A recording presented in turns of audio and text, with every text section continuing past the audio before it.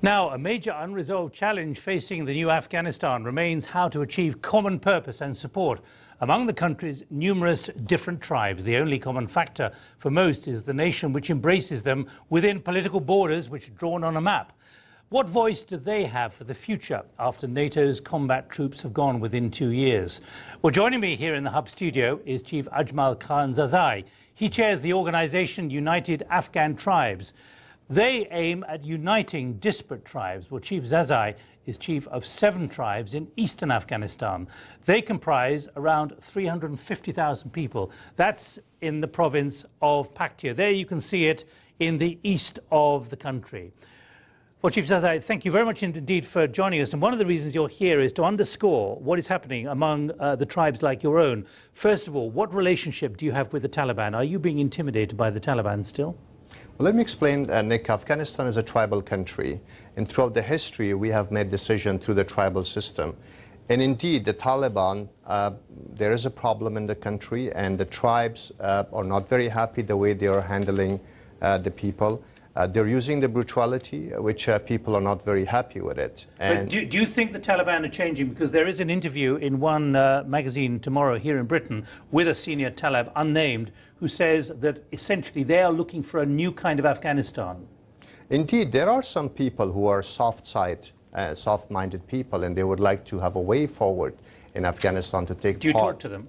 We do. I do have a reconciliation jirga, which is working in Paktia. That's a meeting. And we do have dialogue with them indirectly, and we do proceed with the projects, the CDP work in Paktia through the Central Asian Development Group. But do you see these community spirits changing then? Do you see a spirit changing among some in the Taliban or not? I believe so. This is what I always believe, that there are some good people who would like to have a way forward in Afghanistan and would like to join a process which could benefit greatly Afghanistan.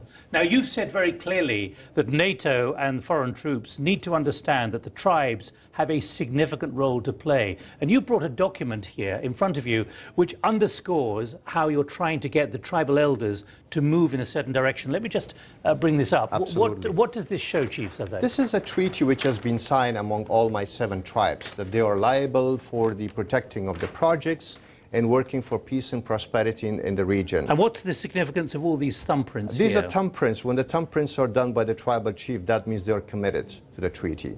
And this is the sort of work we have to continue throughout Afghanistan. And what are they committed to? They're committed to peace, prosperity, and also not fighting against each other over land or any disputes. And is that spirit irreversible? In other words, might they change their minds at some point? They're committed. And the commitments, there is then penalties that they have to pay, and then the consequences are very serious for the tribal system. How much is the politics of Kabul, the central politics of the central main city, affecting what you do in your tribal area where you're responsible for 350,000 people? It's affecting it a lot. The entire country has been affected because the negative practice which is happening in the last 11 years by the administration, the weak administration in Afghanistan, in Kabul, it's actually affecting us. What we're trying to do is to bring the unity among the tribes so we can save the sinking ship now.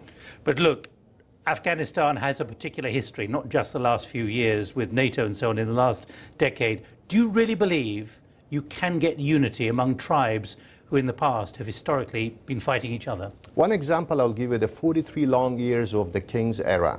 The tribal chief, the tribes had a unity among in Afghanistan, and they had a 43 long years of peace.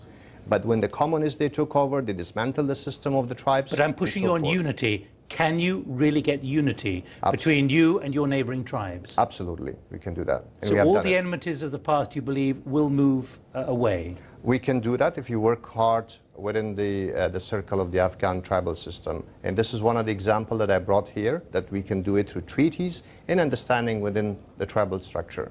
Chief Ajmal Khan Zazai, thank you very much indeed for joining us here from Paktia. Thank you. Thanks for joining me here on The Hub.